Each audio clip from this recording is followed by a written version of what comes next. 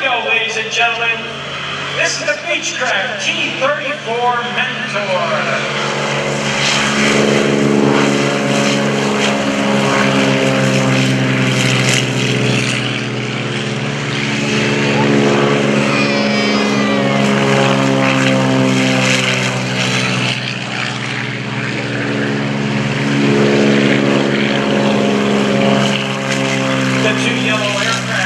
With LL on the tail, for those of you Airshow fans who may remember it, they were once part of the world-famous Lima Airshow team, which I understand they're trying to resurrect.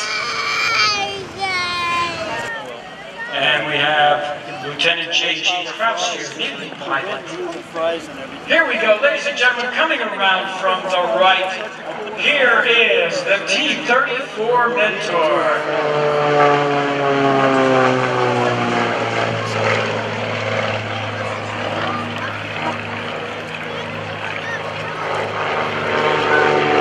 Here's one of the Lima aircraft, and it'll be followed by another Lima aircraft. Our pilots today are Adam Silverstein and Adam Hulse in the Lima planes, and it's Malty Lorenz from Long Island in the other T-34. Now the military was looking for a two-seat training airplane. Beechcraft came up with this. There were A models, there were B models, and there was a Charlie model. The difference between the A and B was essentially just horsepower. But the Charlie model went from a piston engine to a turboprop, and that's a big difference.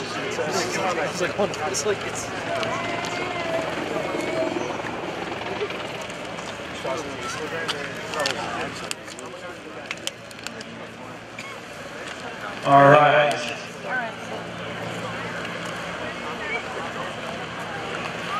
Now these are pretty easy airplanes to fly. There are plenty of parts out there for them. Because of the fact that it's based on the Beechcraft Bonanza, it is easy to fly. It's no different from a Bonanza, except a couple of minor little things, I'm sure.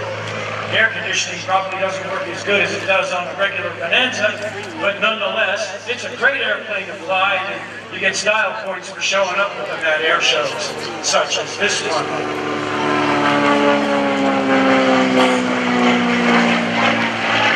A couple of years ago, the FAA grounded all the T-34s, and it came out with an airworthiness directive that said, "Thou shalt replace the wing spar on the airplane," which many people did. They took the wing spar out of Beechcraft Baron, which is essentially a twin-engine Bonanza, and had it installed. It was an $80,000 upgrade. But the FAA required it, these pilots did it, and the T-34 is flying again. And that, ladies and gentlemen, is a good thing. These are neat airplanes. It's like flying a little fighter plane. And there isn't a pilot out there that doesn't want to be a fighter pilot. Now here we go, here's Jerry McCart up at the line, and here we go. There's a Malty Lorenz going by. Oh, by the way, he's from Long Island. Now the military wanted more T-34 Charlie models. About 20 years ago, they put them back into production. They were $1 million a copy. The military bought a bunch. The civilians didn't buy any of them. And the T-34 Charlie is still in use today by the military. Here we go. One of the Lima aircraft, either Adam Silverstein or Adam Hulse at the controls. And I think we got one more yet. Here comes tail end Charlie.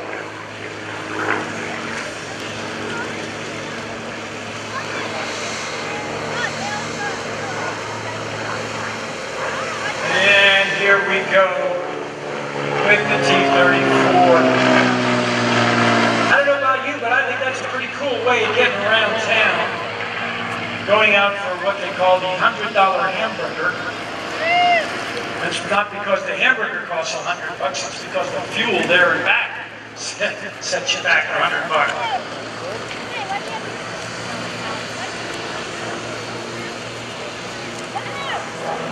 Now there were about 450 T-34As built.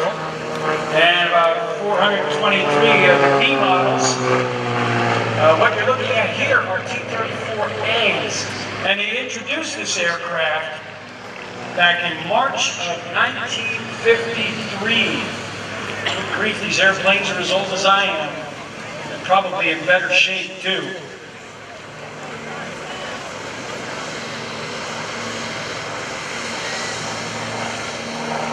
Here we go, here's one of the Lima aircraft. At one time, oh, they're friendly too, they're waving to us. We'll see you. You have a safe flight home. That's a 225 horsepower Continental engine on board.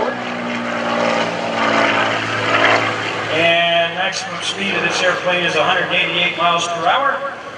And you have just under 800-mile range, depending upon headwinds and everything. There were over 1,300 of these airplanes built, and there's about 400 of them that are still airworthy today.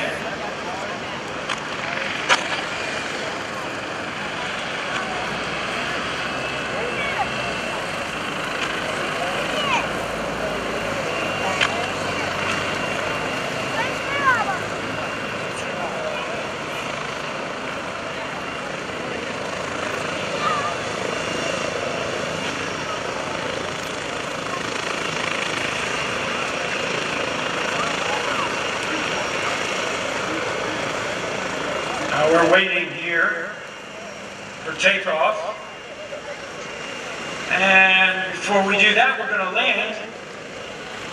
We've got a T-34 coming in. This should be Lawrence coming in with his red and white T-34A.